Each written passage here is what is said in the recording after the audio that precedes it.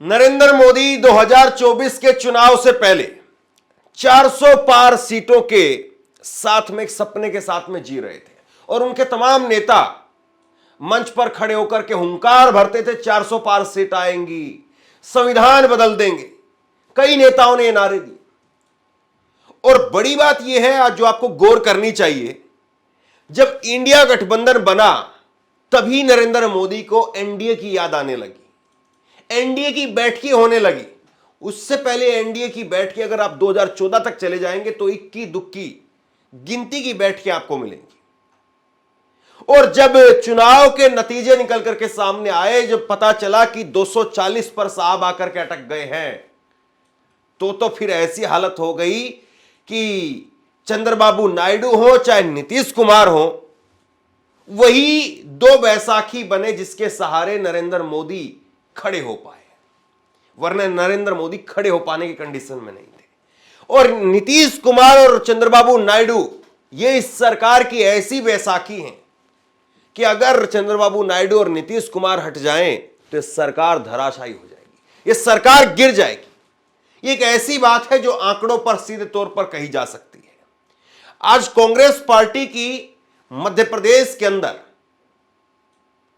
जय बापू, जय भीम, जय संविधान रैली थी और यहां पर मल्लिकार्जुन खड़गे ने जो बात कही वो बात सियासी सुर्खी बन गई है। बीजेपी मल्लिकार्जुन खड़गे का एक पूरा भाषण का एक छोटा सा क्लिप लेकर के उसको चला रही है कि हिंदुओं का अपमान कर दिया, ये कर दिया, वो कर दिया। लेकिन मल्लिकार्जुन खड़गे ने जय भीम, जय बापू संविधान रैली में जो कहा कि ये सरकार 400 पार की बात करती थी, नरेंद्र मोदी 400 पार की बात करते थे, आज बैसाखियों पर है, नीतीश और नायडू हटे तो इस सरकार गिर जाएगी। और उसके साथ साथ भाजपा के उस झूठ का भी कच्चा चिट्ठा मल्लिकार्जुन खड़गे ने खोल दिया, जिसमें वो कहते थे कि डॉक्टर साहब भीमराव अंबेडकर को हराने का काम कांग्रेस पार्टी ने किया। उस पर भी आज एक चिट्ठी लेकर के आए मल्लिकार्जुन खड़गे और उस चिट्ठी के जरिए भाजपा के झूठ को बेनकाब कर दिया। राहुल गांधी भी इस जय भीम जय बापू संविधान रैली के अंदर थे और यहां पर पहुंच करके राहुल गांधी ने भी मोहन भागवत पर करारे वार किए, उस पर भी बात करेंगे। लेकिन सबसे पहले मल्लिकार्जुन खड़गे ने क्या कहा वो मैं आपको दिखा देता हूं। मल्लिकार्जुन खड़गे कह रहे हैं कि नरेंद्र मोदी कहते थे अब की बार 400 पार, मंचों से नारा लगवाते थे। 400 पार की बात तो छोड़िए, बीजेपी बहुमत में भी नहीं है। नरेंद्र मोदी तो नीतीश कुमार और चंद्रबाबू नायडू के सहारे सरकार चला रहे हैं। जिस दिन कोई हट गया उनकी सरकार गिर जाएगी। इलेक्शन में क्या बोलते थे? 400 पार, अब के बार 400 पार। अरे बाबा, 400 पार वाले तो गए, अब तुम मेजॉरिटी में भी नहीं है, तुमको मेजॉरिटी नहीं मिली, तुम दो पैर लगा लिए। एक हमारे आंध्रा के चीफ मिनिस्टर क्या चंद्रबाबू नायडू का एक पैर है मोदी को और दूसरा पैर है बिहार के नीतीश कुमार का। ये दो पैरों पे ठहरा है मोदी, उसको कोई चुप ऐसा ढकल दो वो गिर जाने वाला है, ये सरकार गिर जाने वाली है। मल्लिकार्जुन खड़गे ने जो बात कही वो निश्चित तौर पर एक सच्चाई है, कड़वी सच्चाई है। और भाजपा इस कड़वी सच्चाई से, इस आईने से मुंह मोड़ करके बैठी हुई है। और जिस दिन ये भाजपा के सामने आकर के खड़ा हो गया ये आईना, भाजपा सरकार गिर जाएगी, नरेंद्र मोदी की सरकार गिर जाएगी, सच्चाई है। लेकिन क्या नीतीश और चंद्रबाबू नायडू क्या इतनी हिम्मत दिखा पाएंगे? क्या वाकई जो है वो इस स्थिति में आएंगे भी कि या नहीं, ये अपने आप में सवाल है। उसके बाद में देखिए मल्लिकार्जुन खड़गे ने क्या कहा। मल्लिकार्जुन खड़गे ने कहा कि बाबा साहब अंबेडकर जी को लेकर के बीजेपी रोज अफवाह फैलाती है कि उन्हें चुनाव हरवा दिया गया था। लेकिन बाबा साहब ने अपने मित्र को लिखे एक पत्र में बताया है कि मुझे हराने की साजिश S.A. डांगे और सावरकर ने रची थी। और ये डांगे और सावरकर कौन है ये बताने की आवश्यकता नहीं है। बाबा साहब अम्बेडकर के बारे में एक अफवाह फैलाते हैं। मैं रोज पेपर में देखता हूं, क्या कहते हैं कि वो ये कहते हैं कि बाबा साहब अम्बेडकर को किसने हराया, किसने उनको डिफीट दिया, ये वो कहते हैं। लेकिन बाबा साहब खुद एक लेटर लिखे, मैं आपके सामने ये दिखा रहा हूं कि खुद बाबा साहब अम्बेडकर अपने दोस्त को ये लेटर लिखते हैं, माय डियर कमलाकांत, वो जो आदमी, उनको ये लिखते हैं कि मुझे हराने में और किसी का हाथ नहीं सिवाय यस्से डांगे और सावरकर, इन्होंने साजिश करके मुझे हराया। ये पढ़ो, ये ओरिजिनल लेटर है, आर्चूज में मिलता है। ये अगर आप देखेंगे, अरे कितना झूठ बोलते हो। खुद बाबा साहब अपने हैंड राइटिंग से लिखे, ये टाइप्ड नहीं है, लिख के उन्होंने कहा, मैं जो हारा, मुझे जो हराने की कोशिश की, ये सावरकर और यस्से डांगे मिलकर साजिश करके मुझे हराया। मल्लिकार्जुन खड़गे के बाद में मोर्चा संभाला राहुल गांधी ने, और राहुल गांधी ने ताबड़तोड़ तरीके से, एक के बाद एक ताबड़तोड़ तरीके से मोहन भागवत पर वार की। मोहन भागवत ने हाल में कहा था कि हमें आजादी अभी मिली है 2022 में, जब राम मंदिर का उद्घाटन हुआ तब आजादी मिली है, ये 1947 वाली आजादी नहीं। मतलब कमाल की बात है, इतने लोगों का, करोड़ों के करोड़ों भाई जो देशवासी थे, भारतीय थे, उनके संघर्ष को, बलिदान को कैसे नकार दिया, कैसे झुटला दिया। राहुल ने लिखा कि आजादी एक महत्वपूर्ण मील का पत्थर थी, क्योंकि उसके बाद में पहली बार हिंदुस्तान के दलितों, आदिवासियों, पिछड़ों, अल्पसंख्यकों और गरीबों को संविधान द्वारा अधिकार मिले। मगर मोहन भागवत कहते हैं कि वो सच्ची आजादी नहीं थी, वो इसलिए क्योंकि बीजेपी, आरएसएस के लोग संविधान को नहीं मानते हैं। वो बहुजन और गरीबों से उनके अधिकार छीन करके उन्हें फिर से गुलाम बनाना चाहते हैं। कॉन्स्टिट्यूशन से पहले, संविधान से पहले इस देश में गरीबों के कोई अधिकार नहीं हुआ करते थे। संविधान से पहले, याद रखिए, आजादी से पहले इस देश में गरीबों के कोई अधिकार नहीं थे, दलितों के कोई अधिकार नहीं थे, पिछड़ों के कोई अधिकार नहीं थे, आदिवासियों के कोई अधिकार नहीं थे। अधिकार सिर्फ महाराजा, राजा के थे। वो बदलाव आजादी के दिन आया था।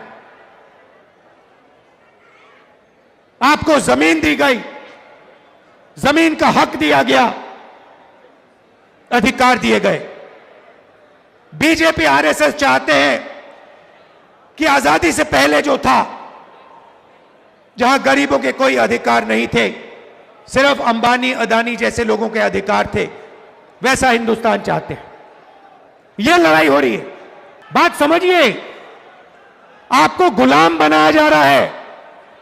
दलितों को, पिछड़ों को, आदिवासियों को, गरीब जनरल कास्ट के लोगों को एक बार फिर गुलाम बनाया जा रहा है। मोहन भागवत के उस बयान के बाद में बीजेपी ने एक तरीके से पल्ला झाड़ लिया था, और बीजेपी ने बचाव करने की कोशिश भी नहीं की। लेकिन सब जानते हैं, चाहे कंगना रनौत हो, चाहे और दूसरे भाजपा के नेता हों, चाहे आईटी सेल के लोग हों, और चाहे अब मोहन भागवत हो, इस तरह के बयान इसीलिए दिए जा रहे हैं क्योंकि लोगों के दिलो दिमाग में ये बात बैठ जाए कि नहीं भाई, अभी आजाद हुए हैं।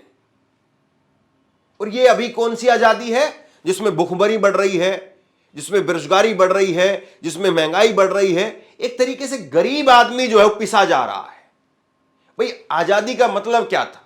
आजादी का मतलब तो कम से कम यही था ना कि गरीब आदमी जिसका जीवन सबसे निचले स्तर पर था गुलामी के दौर में, उसको सबसे ज्यादा महसूस हुआ कि हां हम आजाद हुए हैं। वरना अमीरों के लिए तो तब भी आजादी थी, आज भी आजादी और हमेशा आजादी रहेगी। अमीर तो आज यहां नहीं तो अपनी आजादी कहीं और ढूंढ लेंगे, जाकर के किसी और देश में बस जाएंगे। लेकिन ये देश मूलतः उन गरीबों का है।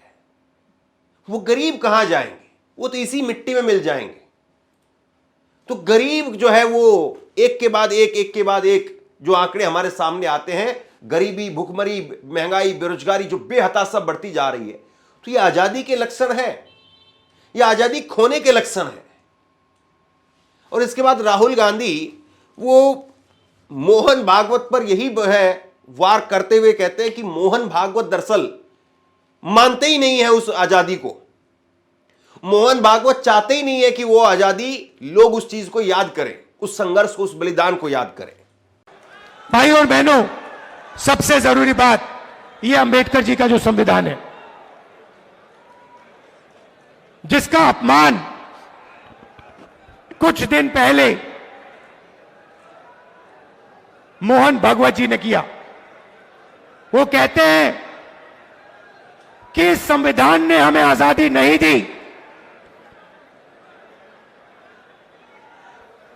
इस संविधान का आजादी से कोई लेना देना नहीं है, क्योंकि उनके मुताबिक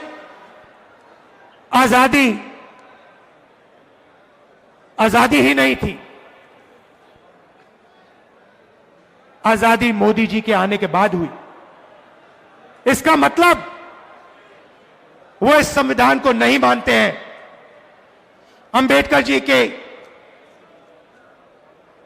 जिंदगी, अंबेडकर जी का जो खून पसीना था इस संविधान को बनाने के लिए, उसका सीधा मोहन भागवत ने अपमान किया है और इस पर आक्रमण किया है। कांग्रेस के जो कार्यकर्ता हैं, जिसको मैंने बब्बर शेर बोला, टाइगर, आपका काम इस संविधान की रक्षा करने का है। जहां भी आरएसएस के लोग, बीजेपी के लोग इस संविधान पर आक्रमण करते हैं, जहां भी वो गरीबों को कुचलने की कोशिश करते हैं, जहां भी वो कमजोरों को मारने की कोशिश करते हैं, कांग्रेस पार्टी के कार्यकर्ता को वहां जाकर पत्थर जैसे वहां जाकर खड़ा हो जाना चाहिए, चट्टान जैसे वहां खड़ा हो जाना चाहिए कि मैं नहीं होने दूंगा, मैं संविधान की रक्षा करूंगा। यह आपका मिशन है। मैं जानता हूं कि मध्य प्रदेश में आप दिल से लड़ते हो। मैं जानता हूं कि आप पर अत्याचार होता है, आप पर आक्रमण होता है, मगर आप पीछे नहीं हटते हो। दिल से मैं आपका धन्यवाद करता हूं, आपके परिवारों का धन्यवाद करता हूं, आपके बच्चों का धन्यवाद करता हूं कि आप हमारी विचारधारा के लिए लड़ते हो। गांधी जी की विचारधारा के लिए, अंबेडकर जी की विचारधारा के लिए, नेहरू जी की विचारधारा के लिए, संविधान के लिए। आप सबका दिल से बहुत बहुत धन्यवाद। नफरत के बाजार में मोहब्बत की दुकान खोलनी है और आप सब लोगों को मिलकर खोलनी है। धन्यवाद। जय हिंद, नमस्कार। राहुल गांधी और मल्लिकार्जुन खड़गे ने जिस तरीके से आज मोर्चा खोला, और राहुल ने इसके बाद में कहा कि हम जातीय जनगणना करवाएंगे, हमने कर्नाटका तेलंगाना में किया है, जातीय जनगणना करवा करके रहेंगे, 50% से ऊपर आरक्षण लेकर के जाएंगे। तमाम जो उनके लगातार एक के बाद एक वादे हैं, उनको जो वो आगे बढ़ाते हुए जा रहे हैं कि हम ये वादा कर रहे हैं आपसे, सरकार आएगी तो ये वादा पूरा करेंगे, सेंटर में करेंगे और नरेंद्र मोदी पर प्रेशर बनाएंगे। लेकिन सवाल यह है कि कांग्रेस पार्टी जो कुछ कह रही है, क्या उसको लोगों तक पहुंचा पा रही है? क्या लोग उसको एक्सेप्ट कर पा रहे हैं? क्योंकि इसमें सबसे बड़ा जो एक बीच में गैप दिखाई देता है, वो गैप ये है कि चुनावी जो राजनीति है, उस चुनावी राजनीति के अंदर कांग्रेस कोई करिश्मा करती हुई नजर नहीं आ रही है। यह बात सही है कि कांग्रेस 40 से 44 से और फिर अब 99 तक आ गई है, लेकिन 99 नहीं, आपको वो 272 का आंकड़ा लेकर के आना है, आपको सरकार बनानी, तब जाकर के जो है वो आप जिन बातों को कह रहे हैं उन बातों को कर सकते हैं। लेकिन अगर उन बातों को आप नहीं कर पाए या उन बातों को आप नहीं करवा पाने की स्थिति में आ पाए, तो जाहिर सी बात है फिर तो ये एक एनजीओ तो है नहीं कोई कांग्रेस पार्टी। तो लोग इस बात को भी देखेंगे कि ये जो बातें हैं वो या तो डिलीवर हो नहीं पा रही है, वहां तक नहीं पहुंच पा रही है, या पहुंच पा रही है तो कांग्रेस पार्टी को लोग सीरियस क्यों नहीं ले पा रहे। इस चीज पर भी, संगठन पर भी कितना काम करने की आवश्यकता है। और जहां मध्य प्रदेश में ही राहुल गांधी आज खड़े थे, मध्य प्रदेश में क्यों बीजेपी जो है जीत गई फिर से, कांग्रेस के हाथ में चुनाव था और कांग्रेस के हाथ से चुनाव वो कैसे चला गया, हरियाणा के अंदर कैसे कांग्रेस के हाथ से चुनाव चला गया, ये चीजें भी देखने वाली है। नीतीश और नायडू ने जो कुछ किया है, नीतीश और नायडू ने जो अपना एक तरीके से कहें कि खेमा चुना है, वो इतिहास देखेगा, इतिहास उसके बारे में कहेगा कि वो चुनाव वो बिल्कुल गलत किया या सही किया, वो इतिहास उसके बारे में लिखेगा। लेकिन कांग्रेस का भी आज एक इतिहास लिखा जा रहा है। राहुल गांधी बोल रहे हैं, मल्लिकार्जुन खड़गे बोल रहे हैं, लेकिन जमीन पर इन चीजों का असर क्यों नहीं दिखाई देता है, या यूं कहें कि असर दिखाई देता है तो उतना असरदार क्यों नहीं दिखाई देता है कि वो तस्वीर को बदल सके। आप क्या सोचते हैं, नीचे कमेंट बॉक्स में लिख करके जरूर बताइए। इस वीडियो को शेयर कीजिए और इसी तरह की तमाम खबरों के लिए ऑनलाइन न्यूज इंडिया को सब्सक्राइब कीजिए।